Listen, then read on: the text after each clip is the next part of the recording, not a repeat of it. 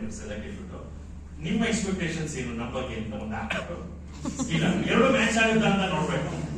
ಇಸನ್ it? ಯಾಕಂದ್ರೆ ಚಿಕ್ಕವರಿಗೆ ಪ್ರೀತಿ ಕೊಡೋದು ಮುಂಚೆ ಹುಟ್ಟಿದವರ ಒಂದು ಕರ್ತವ್ಯ. ಇಸನ್ ಇಟ್? ಮುಂಚೆ ಯಾಕೆ ಕೊಡ್ತೀವಿ ಅಂದ್ರೆ ಪ್ರೀತಿನ ಹೆಚ್ಚೋದಕ್ಕೆ, ಪ್ರೀತಿನ ಮಾಡ್ಲಿಕ್ಕಾಗಲಿ, ಪ್ರೀತಿನ ಪಡ್ಕೊಳಕ್ಕಾಗಲಿ ಅರ್ಹತೆಗಳು ಬಹಳ ಮುಖ್ಯ. ತಾನಾಗೆ ಬಂದಿದ್ದ ಪ್ರೀತಿ ನಮ್ಮನ್ನ ಹಾಳು ಮಾಡುತ್ತೆ. ನಿಮ್ ಬಗ್ಗೆ ತುಂಬಾ ಪ್ರೀತಿ ಇದೆ, ಆದ್ರಿಂದ ಏನಪ್ಪ ಬೇಕು, ಏನ್ ಸ್ಕಿಲ್ ಬೇಕು ಹೇಳಿ ಅಂತ ಹೇಳ್ಬಿಟ್ಟು ಬ್ಯೂಟಿಫುಲ್ ಶೋಕೇಸ್ ಮಾಡಿ ಹೇಳ್ತಿದ್ದಾರೆ. ಸೇಮ್ ಕ್ವಶನ್ ನೀವು ನಮ್ಮನ್ನ ಕೇಳಿ, ನಾವು ಹೇಳ್ತೀವಿ. ಯಾಕೆಂದ್ರೆ ನಿಮ್ಗಿಂತ ಸ್ವಲ್ಪ ಮುಂಚೆ ಹುಟ್ಟಿದೀವಿ ಅಷ್ಟೇ, ಏನಿಲ್ಲ ಅಲ್ಲ. ಆ ಕಾರಣಕ್ಕೆ ನಾವಿದ್ದೀವಿ. ನೀವು ಈ ಸ್ಥಿತಿಗೆ ಬರ್ತೀರಿ, ಈ ಸ್ಥಾನಕ್ಕೆ ತಲುಪ್ತೀರಿ. ಒಬ್ಬರು ಈಗ ಫಾರ್ ಎಕ್ಸಾಂಪಲ್ ಇಲ್ಲಿ ಮೇಡಮ್ ಇದ್ದಾರೆ, ಶೀಸ್ ರೆಪ್ರೆಸೆಂಟಿಂಗ್ ಕಾರ್ಪೊರೇಟ್ ವರ್ಲ್ಡ್ ಅನ್ನ ರೆಪ್ರೆಸೆಂಟ್ ಮಾಡ್ತಿದ್ದಾರೆ ಅಲ್ವಾ. ಇಲ್ಲಿ ಟ್ರೈನಿಂಗ್ ಪಾರ್ಟ್ ಇದೆ, ನಾವು ಟೀಚರ್ಸ್ ಎಲ್ಲ ಇಲ್ಲಿ ನೀವು ತಗೊಳ್ತಿರೋ ನೀವು ಒಬ್ರು ಪ್ರಶ್ನೆ ಕೇಳಿದ್ರು, what is the gap madam ಅಂತ. ನೀವೇನ್ ಎಕ್ಸ್ಪೆಕ್ಟ್ ಮಾಡ್ತೀರಿ ಕಾರ್ಪೊರೇಟ್ ವರ್ಲ್ಡ್ ಬರ್ಬೇಕಾದ್ರೆ? ಒಬ್ರು ಒಳ್ಳೆ ಎಂಪ್ಲಾಯ್ ಇಂದ ಏನ್ ಎಕ್ಸ್ಪೆಕ್ಟ್ ಮಾಡ್ತೀರಿ ಅಂತ ಹೇಳಿ, ಆಯ್ತಾ? ನೀವು ನಿಮ್ಗೆ ಎಲ್ಲೆಲ್ಲಿ ಕರ್ಕೊಂಡು ಹೋಗ್ತಾರೆ, ಮತ್ತೆ ಇಲ್ಲಿರೋ ಟೀಚರ್ಸ್ ಎಲ್ಲೆಲ್ಲಿ ಕರ್ಕೊಂಡು ಹೋಗ್ತಾರೆ, ಯಾರು ಇಂಟ್ರಾಕ್ಷನ್ ಬರ್ತಾರೆ, ಅವ್ರೆಲ್ಲ ಕೇಳಿ ಒಂದ್ ವರ್ಡ್ ನೀವು ಹೆಂಗೆ ನೀವು ಆ್ಯಪಲ್ಲಿ ಇಟ್ಟಿರೋ ಒಂದೇ ಒಂದು ವರ್ಡ್ ಅಲ್ಲಿ ದಯವಿಟ್ಟು ಏನು ಅಂತ ಕೇಳ್ಬಿಟ್ಟು ಹಾಕೊಳ್ಳಿ. ನೀವು ಅವಾಗ ಎರಡು ಮ್ಯಾಚ್ ಆಗುತ್ತಾ, ನಾವು ಎಲ್ಲಿದ್ದೀವಿ ಅಂತ ಗೊತ್ತಾಗುತ್ತೆ. Life is all about where we are suppose to go. ನಾವು ಎಲ್ಲಿಗೆ ಹೋಗಿ ತಲುಪಬೇಕಾಗುತ್ತೆ. ಅಲ್ಲಿ ಹೋಗಿ ತಲುಪಬೇಕು ಅಂತಂದ್ರೆ ಏನ್ ಸ್ಕಿಲ್ಸು ಅಗತ್ಯವಾಗಿ ಬೇಕಾಗುತ್ತೆ. ನನ್ನ ಎಕ್ಸ್ಪೆಕ್ಟೇಷನ್ ಏನು, ಎರಡು ಮ್ಯಾಚ್ ಆಯ್ತಾ, ಗ್ಯಾಪ್ ಇದ್ರೆ ಫೈನ್, ಚೆನ್ನಾಗಿ ಮಾಡ್ಕೊಂಡು ಹೋಗೋಣ. ಗ್ಯಾಪ್ ಇದ್ರೆ ಅದನ್ನ ಏನ್ ಮಾಡೋಣ, ಫಿಲ್ಅಪ್ ಮಾಡ್ಕೊಂಡು ಅದು ಬಹಳ ಮೋಸ್ಟ್ ಇಂಪಾರ್ಟೆಂಟ್ ಥಿಂಗ್. ಬ್ರಿಡ್ಜ್ನ ಯಾವತ್ತು ಒಂದ್ ಸೈಡ್ ಇರಬೇಕು. Teachers, education institutions, training institutions ಎಲ್ಲ ಬಹಳ ಸೀರಿಯಸ್ ಆಗಿ ಆಯ್ತಾ, ನಿಮ್ಮನ್ನೆಲ್ಲ ಅಡ್ಕೋರಾಗಿ ಟ್ರೀಟ್ ಮಾಡ್ತಾ. ಜಗತ್ತಲ್ಲಿ ಯಾರು ನಿಮ್ಮನ್ನ ನಿಮ್ಗೆ ಏನ್ ಬೇಕು ಕಂದ ಅಂತ ಕೇಳಿ ಬೆಳೆಸಿದ್ದ? ಸೊಸೈಟಿ ಬೆಳೆಸಿದ್ದ? ಕುಟುಂಬದಲ್ಲಿ ಆದ್ರೆ ಕೆರಿಯರ್ ಕೌನ್ಸಿಲಿಂಗ್ ಇದ್ದ? ಸೈಂಟಿಫಿಕ್ ಅಪ್ರೋಚಸ್ ಇರೋ ಮಿಸ್ಸಿಂಗ್ ಇದೆ ಆಯ್ತಾ. ಫ್ಯಾಮಿಲಿಗಳಿಗೆ ಕೊಟ್ಕೊಡ್ಬೇಕು ಕೆರಿಯರ್ ಕೌನ್ಸಿಲಿಂಗ್ ಅಪ್ರೋಚಸ್ ಮಕ್ಕಳಿಗೆ. ಯಾವ್ದೋ ರಾಂಗ್ ನೋಷನ್ಸ್ ನಾವು ಯಾವ್ದಕ್ಕೆ ತೊಡಗಿಸ್ಕೋತೀವಿ ಅತಿ ಹೆಚ್ಚು. We are what we repeatedly do. ನಾವು ಯಾವ ಕೆಲಸವನ್ನ ಪದೇ ಪದೇ ಮಾಡ್ತೀವೋ ಅದೇ ನಾವಾಗಿ ಬಿಡ್ತೇವೆ. ನಿಮಗೆ ಕಾರ್ಪೊರೇಟ್ ವರ್ಲ್ಡ್ ಹೋಗ್ಬೇಕು, ಇಟ್ಸ್ ಆಲ್ ಎ ಮ್ಯಾನಿಫೆಸ್ಟೇಷನ್. ನೀವು ಸ್ಟ್ರಾಂಗ್ ಆಗಿ ಮ್ಯಾನಿಫೆಸ್ಟೇಷನ್ ಮಾಡಿದ್ರೆ ಬೆಸ್ಟ್ ಆಫ್ ದ ಬೆಸ್ಟ್ ಕಂಪ್ನಿನಲ್ಲಿ ನೀವುಗಳು ಸೊ ಅದಕ್ಕೋಸ್ಕರನೇ ಪ್ರೀತಿ ವಿದ್ಯಾರ್ಥಿಗಳ ಸ್ಕಿಲ್ ಗ್ಯಾಪ್ ಏನು ಅಂತ ತಿಳಿದುಕೊಳ್ಳಿ ಆಯ್ತಾ. ಲಾಸ್ಟ್ ಅಲ್ಲಿ ನಿಮಗೆ ಗೊತ್ತಾಗ್ತಾ ಬರುತ್ತೆ. ನನ್ನ ಒಂದು ಸಣ್ಣ ವಿನಂತಿ ಇದೆ, ನಿಮ್ಗೆ ಸ್ಟೇಟ್ಸ್ ತಮಿಳುನಾಡು ಬಿಟ್ರೆ ಕರ್ನಾಟಕ ನೆಕ್ಸ್ಟ್ ಹೈಯರ್ ಎಜುಕೇಶನ್ ಇದರಲ್ಲಿ ನಮ್ಮ ಕರ್ನಾಟಕ ಗೌರ್ಮೆಂಟ್ ಟ್ರಾನ್ಸ್ಫಾರ್ಮೇಶನ್ ಪ್ರಾಜೆಕ್ಟ್ ಬಹಳ ಮುಖ್ಯ ಗುರಿ, ಕಾಸ್ಟ್ ಡೆವಲಪ್ಮೆಂಟ್ ಜಾಸ್ತಿ ಮಾಡೋದು. ಅಲ್ಲಿ ನಾನು ಎಲ್ಲ AS ಆಫೀಸರ್ಸ್ ಅವ್ರಿಗೆ ಚೀಫ್ ಸೆಕ್ರೆಟರಿ ಅವ್ರಿಗೆಲ್ಲ ನಾನು ಪ್ರಶ್ನೆ ಕೇಳಿದ್ದು, ಆಯ್ತು ಅವ್ರನ್ನ ಹೊರಗಡೆ ಕಳಿಸ್ತೀವಿ, ಏನು ಡಿಗ್ರಿ ಕೊಟ್ಟು ಕಳಿಸ್ತೀವಿ, ನೆಕ್ಸ್ಟ್ ಏನು ವಾಟ್ ನೆಕ್ಸ್ಟ್ ಇದೆ ಬ್ಯೂಟಿಫುಲ್ ಕ್ವಶನ್. ಅದಕ್ಕೋಸ್ಕರ ಸಾಫ್ಟ್ ಸ್ಕಿಲ್ ಟ್ರೈನಿಂಗ್ ಇರ್ಬೋದು, ಎಜುಕೇಶನ್ ಹಂತದಲ್ಲೇ ನಿಮಗೆ ಡಿಗ್ರಿ ಮಾಸ್ಟರ್ ಡಿಗ್ರಿ ಅಂತಂದ್ರೆ ಎಂಟರ್ಪ್ರಿನರ್ಶಿಪ್ ಡೆವಲಪ್ಮೆಂಟ್ ಆಯ್ತಾ, ಮತ್ತೆ ಸೆಲ್ಫ್ ಎಂಪ್ಲಾಯ್ಮೆಂಟ್ ಆಪರ್ಚುನಿಟೀಸ್, ಮೂರು ಸೆಕ್ಟರ್ ನಲ್ಲಿ ನಿಮ್ಮನ್ನ ತೊಡಗಿಸ್ಬಿಟ್ರೆ, ಒಂದು ಜಾಬ್, ಇನ್ನೊಂದು ಎಂಟರ್ಪ್ರಿನರ್ಶಿಪ್, ಇನ್ನೊಂದು ಸೆಲ್ಫ್ ಎಂಪ್ಲಾಯ್ಮೆಂಟ್, ಈ ಮೂರಲ್ಲಿ ನಿಮ್ಮನ್ನ ತೊಡಗಿಸುವಂತ ಕೆಲವು ಇನ್ಪುಟ್ಸ್ ಅನ್ನ. ಈಗ ಗಿಡಕ್ಕೆ ನೀರು ಹಾಕಿದ್ದೇನು ಉದ್ಘಾಟನೆಗೆ, ಅದು ಸಿಂಬಾಲಿಕ್ ಅಲ್ವಾ. ಗಿಡಕ್ಕೆ ನೀರು ಹಾಕಿದ್ರೆ ಏನಾಗುತ್ತೆ, ವಾಟ್ ಸೈನ್ಸ್ ಏನ್ ಹೇಳುತ್ತೆ, ಅದು ಬೆಳೆಯುತ್ತದೆ. ಸೊ ನಾವು ಏನೇನ ಬಿತ್ತುತ್ತೀವೋ ಅದನ್ನೇ ಬೆಳೀತೀವಿ. ಒಳ್ಳೇದನ್ನ ಹುಟ್ಟಾಕೊಂಡ್ರೆ ಒಳ್ಳೇದೇ ಬರುತ್ತೆ.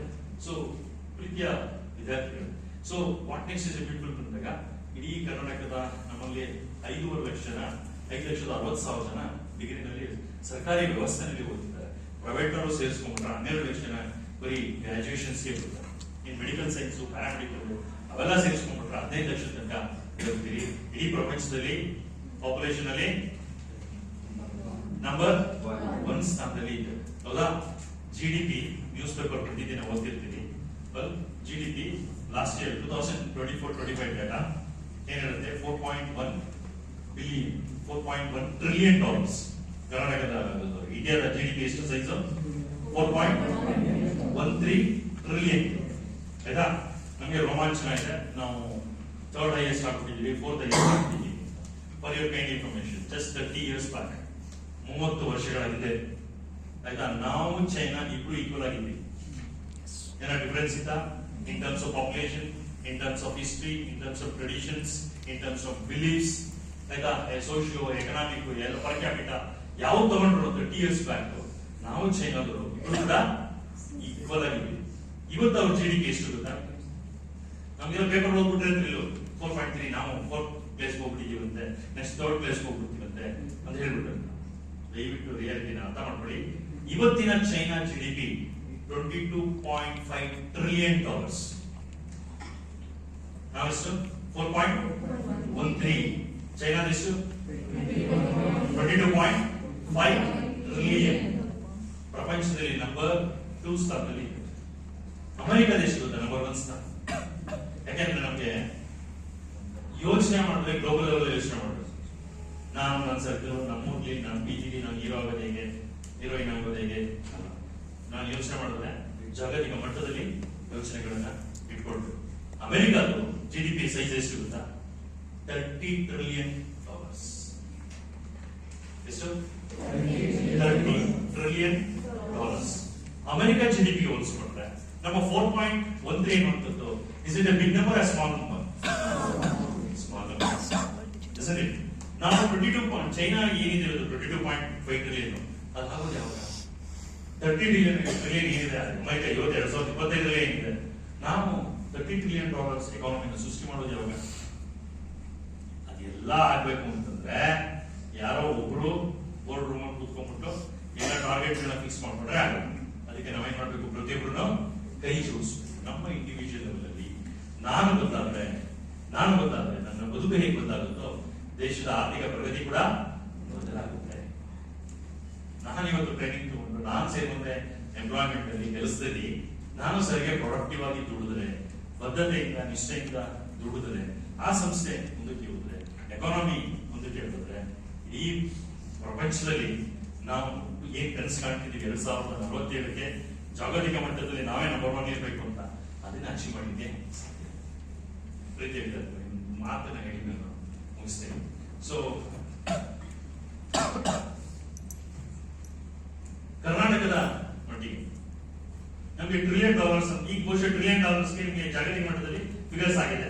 ಇಲ್ಲಿ ನಾನು ಎಷ್ಟು ನ್ಯೂಸ್ ಪೇಪರ್ ಓದ್ತಾ ನೀವು ಆ $1 trillion ಏನು ಹೌದಾ ಈಗ ಹೋಗ್ತಾ ನಾವು ಇನ್ನೇ ಎಲ್ಲಿ ಹೋಗ್ತಿದ್ದ ಟ್ರ್ಯಾಕ್ ಮಾಡ್ತೀವಿ. ಈಗ ಇಂಡಿಯಾ ಬಂದು ವಿದಿನ್ ಇಂಡಿಯಾ ನಮಗೆ ಇರುವಂತ ಅವಕಾಶಗಳೇನು? ದೇರ್ ಆರ್ ಅಬೌಟ್ 8 states, 8 ರಾಜ್ಯಗಳು. ಪ್ರತಿ ರಾಜ್ಯ ಕೂಡ $1 trillion ಸ್ಟೇಟ್ ಆಗಿ ಬೆಳಿಲಿಕ್ಕೆ ಅವಕಾಶ ಇರುವಂತದ್ದು ಯಾವುದು ಅಂತ ಒಂದು ವಿಷನರಿ ಗ್ರೂಪ್ ಅಲ್ಲಿ ನಾವು ಐಡೆಂಟಿಫೈ ಮಾಡ್ಕೊಂಡಿದ್ದೀವಿ. ಅದರಲ್ಲಿ 8 ಸ್ಟೇಟ್ ಇದೆ. ಅದ್ರಲ್ಲಿ ನಮ್ಮ ಕರ್ನಾಟಕ ಕೂಡ it is in the 3rd place. Karnataka 2028ಕ್ಕೆ 2028 just 2 years, isn't it? ಇನ್ನು 2 ವರ್ಷಗಳಿಗೆ Maharashtra state will become the number 1 state in India by crossing 1 trillion size of economy. ಒಂದು ರಾಜ್ಯ 1 trillion by 2030. ಅದಾದ 2 ವರ್ಷಕ್ಕೆ Gujarat will become $1 trillion state.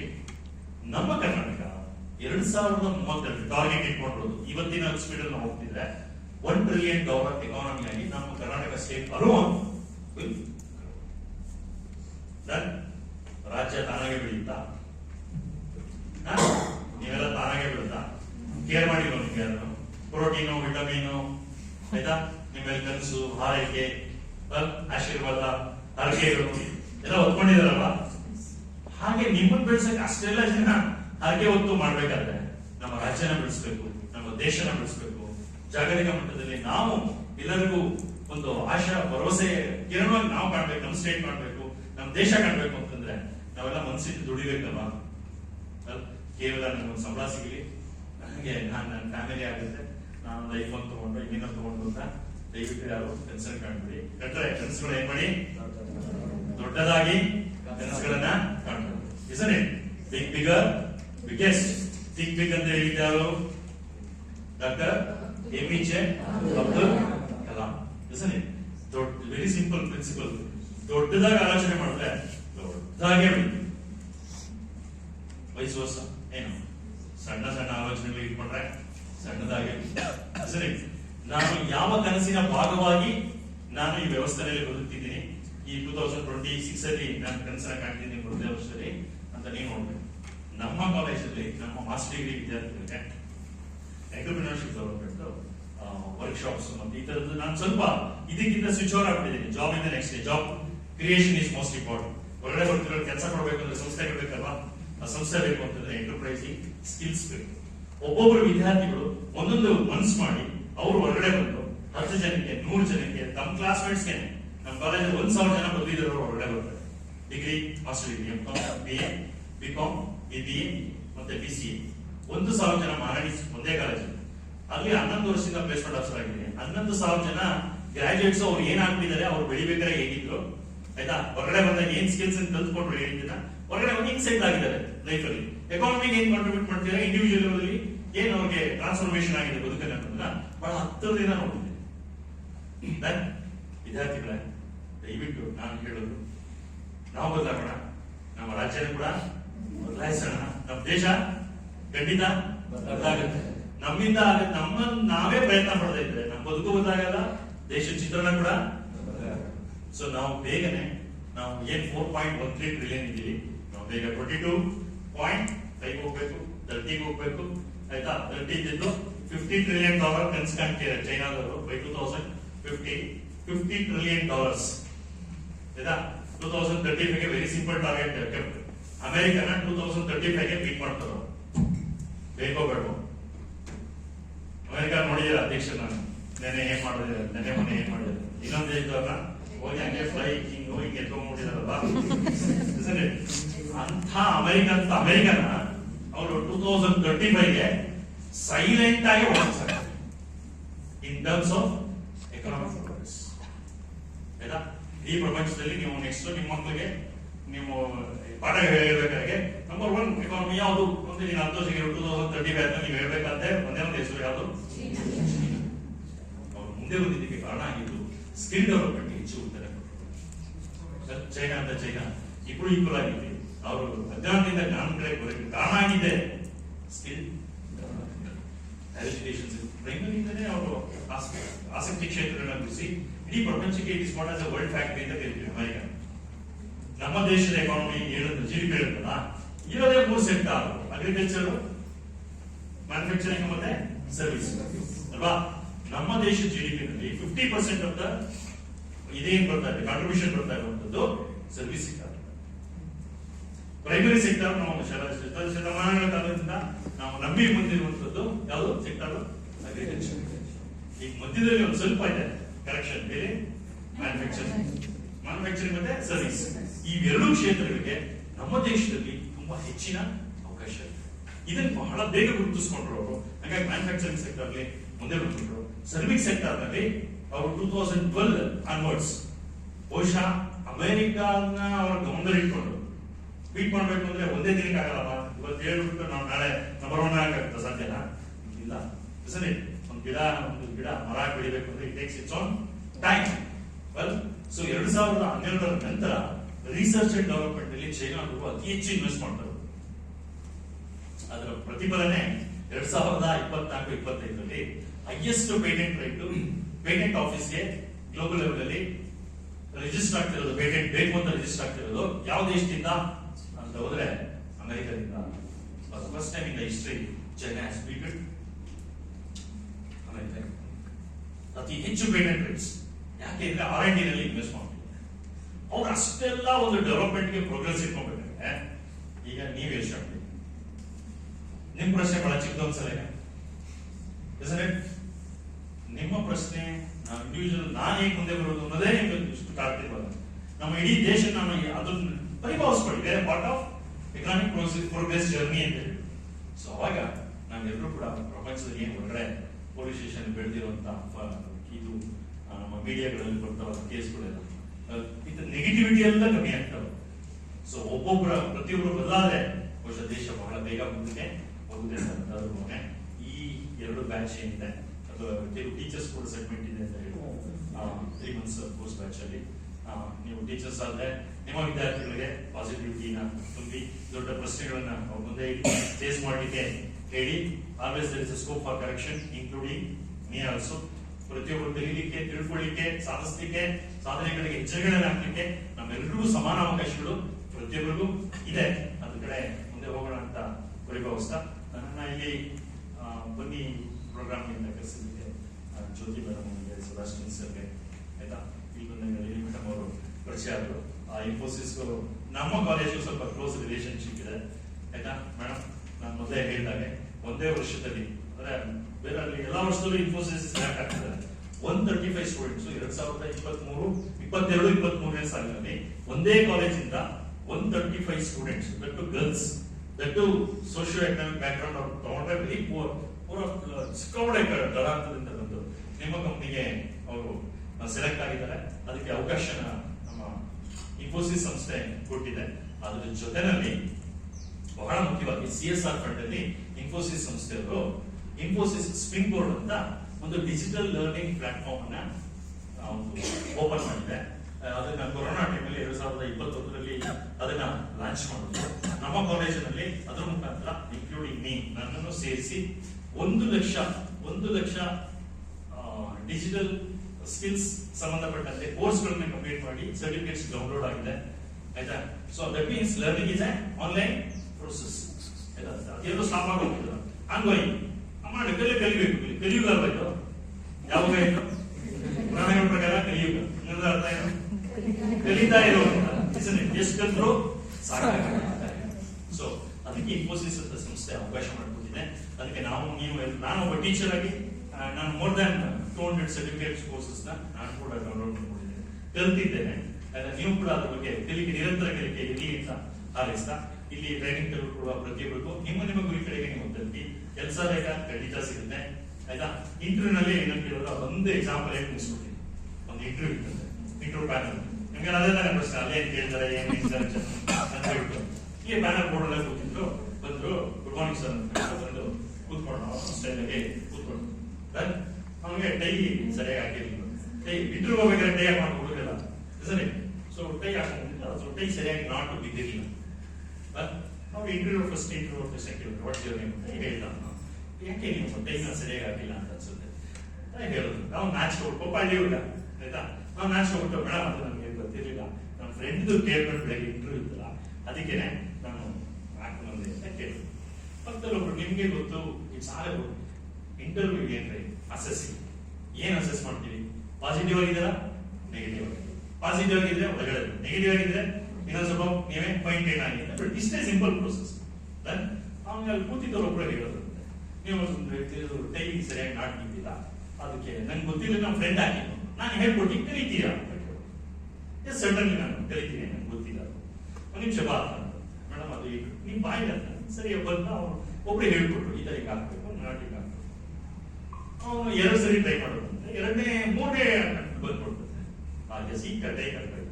ಕೂತ್ಕೊಂಡು ಎಸ್ ಮೇಡಮ್ ಪ್ರಶ್ನೆ ಕೇಳಿ ಅಂತ ಬೋರ್ಡ್ ಮೆಂಬರ್ಸ್ ಕೂತ್ಕೊಂಡು ಕೇಳಿದ್ರು. ಅದಕ್ಕೆ ಅವರು ಒನ್ ಆಫ್ ದ ಬೋರ್ಡ್ ಯಾರು ಚೇರ್ ಇದ್ರು ಅವ್ರು ಹೇಳೋದು ಯು ಆರ್ ಸೆಲೆಕ್ಟೆಡ್ ಅಂತ. ಅವನಿಗೆ ಆಶ್ಚರ್ಯ ಆಯ್ತು, ಪ್ರಶ್ನೆ ಕೇಳಿಲ್ಲ ನೀವು ಅದರಿಂದ ಪ್ರಾಂಪ್ಟ್ ಆಗಿ ನೀನ್ ಏನ್ ಪ್ರಶ್ನೆ ಕೇಳ್ತಿದ್ಯಪ್ಪ ಪ್ರತಿಯೊಬ್ಬರು ಮನ್ಸಲ್ಲಿದೆ ಆಯ್ತಾ. ನೀನ್ ಸ್ವಲ್ಪ ಪಾಪ ಎಕ್ಸ್ಟ್ರಾ ಓಪನ್ ಅಪ್ ಆಗ್ಬಿಟ್ಟಿದ್ಯಾ ಆಯ್ತಾ. ಈ ಎಲ್ಲರ ಮೇಲೆ ಕೇಳೋದು ಹೆಂಗು ಅಂತ ಒಬ್ಬ ಚೇರ್ ಮುಂಚೆ ಬಿಟ್ಬಿಟ್ಟು ಅಥವಾ ಸಂಕೋಚ ಬಿಟ್ಬಿಟ್ಟು ಸುಮಾರು ಜನ ಮಾತಾಡ್ತೀವಿ. ಸೊ ಹೆಂಗೆ ನಾನೇನ್ ಸೆಲೆಕ್ಟ್ ಆಗ್ಬಿಟ್ಟೆ ನೋಡಪ್ಪ, ನಮ್ ಕಂಪ್ನಿಗೆ ಬೇಕಾಗಿರೋದು ನೀವು ಏನ್ ವಿದ್ಯೆ ಕಲ್ತಿರ್ತೀರಿ, ಡಿಗ್ರಿಲ್ಲ ಏನೇ ಹೇಳ್ಕೊಡ್ತೀವಿ ಅದೆಲ್ಲ ಕಂಪ್ನಿ ಕೆಲಸಕ್ಕೆ ಬರುತ್ತಾ? ಇಲ್ಲಿ ಸರ್ಕಮ್ಸ್ಟೆನ್ಸಸ್ ಇಲ್ಲಿ ಪರಿಸರನೇ ಬೇಕು. ಇಲ್ಲಿ ಬೇಕಾಗುವಂತ ಸ್ಕಿಲ್ಸ್ ಏನಿದೆ ಅದನ್ನ ಹೇಳ್ಕೊಡಕ್ಕೆ ನಮ್ಮ ಕಂಪ್ನಿಲಿ ಟ್ರೈನಿಂಗ್ ಡಿವಿಷನ್ ಇದೆ. ನಮ್ಗೆ ಬೇಕಾಗಿರೋಂಥವ್ರು ಹೇಳಿದ ಕಲ್ತ್ಕೊಳ್ತಾರ ಇರೋ ಮೈಂಡ್ ಸೆಟ್ ಅದನ್ನ ಚೆಕ್ ಮಾಡ್ಬೇಕಿತ್ತು. ನೀನು ಅದನ್ನ ಹೇಳಿದಕ್ಕೆ ನೀನು ಯಾರು ಮುಜುಗರ ಪಡಿಸ್ಕೊಳ್ತೇನೆ, ನೀನು ಕಲ್ತ್ಕೋತೀನಿ ಅಂತ ಹೇಳಿ ಅದನ್ನ ಮಾಡಿದೆ. So thereby we are selecting you for the mind set. ನೀನು ಕಲಿಯುವಂತ ಮನಸ್ಥಿತಿ ಇದೆಯಲ್ಲ ಅದು ಮೋಸ್ಟ್ ಇಂಪಾರ್ಟೆಂಟ್. ಎಲ್ಲ ನನಗೆ ಗೊತ್ತು, ಏನೋ ನನಗೆ ಗೊತ್ತಿರೋ, ಡಿಗ್ರಿ ಇರೋ, ಮಾಸ್ಟರ್ ಡಿಗ್ರಿ ಇಲ್ವಾ ಅಂದ್ರೆ madam is so humble is it. ಅವ್ರೇನ್ ಹೇಳೋದು ನೀವು ಕೇಳಿದ್ರು ಅವ್ರೇನ್ ಹೇಳೋದು ಅಲ್ಲ ಎಲ್ಲ ಗೊತ್ತು ಎಲ್ಲ ಆಮೇಲೆ ಮೀಟ್ ಆಗ್ತೀನಿ ಅಂತ ಅವರು. But she told they came from the root is ತಳಹಂತದಿಂದ ಬಂದು ಈ ಸ್ಥಾನಕ್ಕೆ ತಲುಪಿದ್ದೀನಿ ಅಂತ ಹೇಳಿ ಕಲ್ತವರೆಲ್ಲ ಹಾಗೇನೆ ತುಂಬಿದ್ ಕೂಡ ರೂಟಲ್ಲ ಅಂತ ಹೇಳಿ ಆ ತುಂಬಿದ ಕೂಡ ಆಗಲಿಕ್ಕೆ ನಮ್ಮೆಲ್ಲರಿಗೂ ಅವಕಾಶಗಳನ್ನ ಮತ್ತೆ ಈ ಪರಿಸರ ಮತ್ತೆ ಈ ಯೂನಿವರ್ಸ್ ನಮಗೆ ಕೊಟ್ಟಿದೆ. ಹಾಗಾಗಿ ನಂಬಿಕೆಗಳನ್ನ ದೃಢವಾಗಿ ಇಟ್ಕೊಳ್ಳಿ, ಪಾಸಿಟಿವಿಟಿನ ತಂದ್ಕೊಳ್ಳಿ. ಇವತ್ತೆಲ್ಲ ನಾವು ನಾಳೆ ಖಂಡಿತ ಗೆಲ್ತೀವಿ. ನಾವು ಗೆಲ್ತೀವಿ, ನಮ್ಮ ಜೊತೆಲಿರೋನ ಕೂಡ ಗೆಲ್ಲಿಸ್ತೀವಿ. ನಮ್ಮ ದೇಶ ರಾಜ್ಯ ಪ್ರತಿಯೊಂದು ಕೂಡ ಪ್ರೋಗ್ರೆಸ್ ಗಳಿಗೆ ಹೋಗುತ್ತೆ, ಹೋಗಬೇಕು. ಅದಕ್ಕೆ ಏನ್ ಪ್ರಯತ್ನಗಳು ಬೇಕು ನಾವು ಖಂಡಿತ ಹಾಕೋಣ ಅಂತ ಹೇಳ್ತಾ ನಿಮ್ಮ ಜೊತೆ ಬಂದಿದ್ದು, ನಿಮ್ಮ ಮಾತುಗಳನ್ನ ಕೇಳಿಸ್ಕೊಂಡಿದ್ದು ಈ ಸಂಸ್ಥೆಗೆ ಬಂದಿದ್ದಾರೆ. ಬಹಳಷ್ಟು ಖುಷಿ ಆಯಿತು. ಎಲ್ಲರಿಗೂ ಒಳ್ಳೆಯದಾಗಂತ ಹಾರೈಸ್ತಾ ನನ್ನ ಮಾತನ್ನು ಮುಗಿಸ್ತೇನೆ. Thank you. Just two things. Springboard ಬಗ್ಗೆ ಹೇಳಿದ್ರಲ್ಲ, ಇನ್ಫೋಸಿಸ್ ಸ್ಪ್ರಿಂಗ್ ಬೋರ್ಡ್ ಬಗ್ಗೆ ನಿಮ್ಮೆಲ್ಲರಿಗೂ ಲಾಗಿನ್ಸ್ ಕೊಡ್ತೀವಿ. ಇನ್ಫೋಸಿಸ್ ಬಂದಾಗ ಅದೊಂದು ತೋರಿಸ್ತೀವಿ. ಸೊ ಅದನ್ನ ಹಳೆ ಭಾಷೆಗೆ ಆಮೇಲೆ ಕೊಡ್ತೀವಿ, ಕೊಟ್ಬಿಡೋಣ. So that they can start